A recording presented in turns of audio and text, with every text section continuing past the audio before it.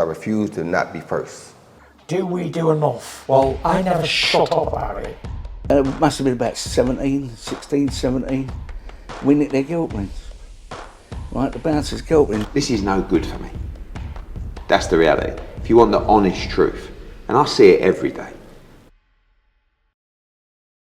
Andrew McCART, IFL TV, proudly sponsored by Everlast. I'm here with Cyrus Pattinson, the main event for Saturday night. Only your sixth professional fight, your main event against a tough opponent in Chris Jenkins, man. How excited are you?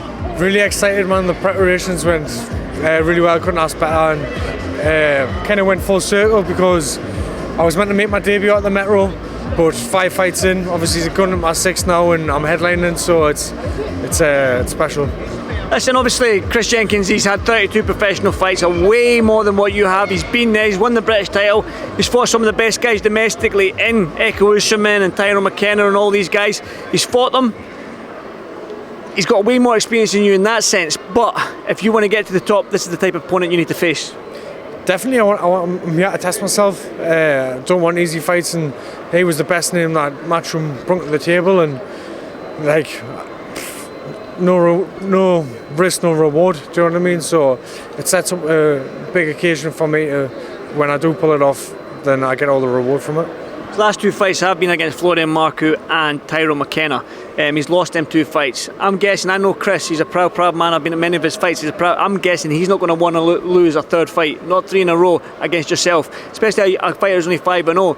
That being said, do you think you're going to get the best Chris Jenkins on Saturday? Definitely. I mean, it was a close, tight fight with McKenna, and a lot of people thought it went the other way. And I think he was winning the fight with Marcoux as well. So he's far from over, and I expect the best, and I want the best Chris Jenkins. That's what I've trained for. I'm sure he always brings the heat. He never comes up with me at the numbers, so it's gonna be a very entertaining fight. You're in a dangerous division in itself. Chris Jenkins is obviously a good fighter.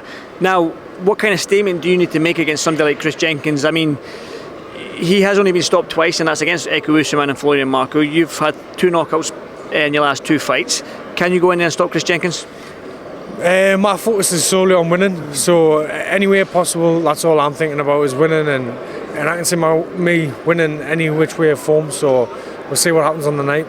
The thing with fighting somebody like Chris Jenkins and only your 6th professional fight is you win on Saturday, you can't come down on opponents, the only way is up. So you're taking a big leap of faith here, and so hopefully the next opponent, are we going to expect somebody bigger and badder than Chris Jenkins? I just take one fight at a time. I just focus on one fight at a time, because that's all that matters really, and I say it time and time again, if you don't get this fight right, the next fights don't matter. So I'm a one fight man basis, and that served us right all the way from my career, and that's the way I continue to do so.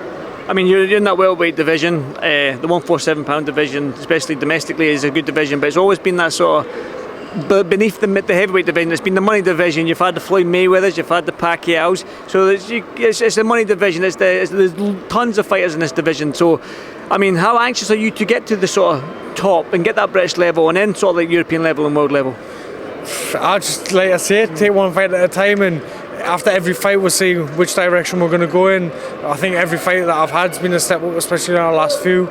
So these opportunities are presented. I know that a lot of people would knock them back, and I know a lot of people that have knocked them back with Matchroom, and I'm not yet to do so. I'm 29 next month, and I want to keep pressing and pushing and see how far I can go and just enjoy the ride. That's it, enjoy the ride, that's the main thing. But I would be remiss of me not to ask the question. Obviously Conor Benn's in your division. Pacquiao seems to have agreed terms to fight Conor Benn. He's gone off on Kell Brook. I just want to get your thoughts on sort of like Ben fighting Pacquiao and going after Kell Brook. I think it'll be a great fight for Conor. Like, he's with everything that's happening, I think that'll help put a lot of things right for him, and obviously he's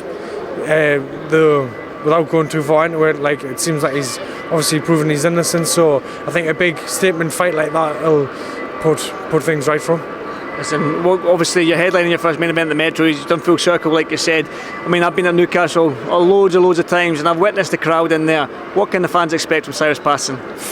It's an unbelievable atmosphere when it is, and I'm just really excited to get amongst it, and especially be at the top of the bill. So it's going to be an amazing night. Cyrus, won't keep you much longer. Thank you so much, brother, and on to the next one. Thank you.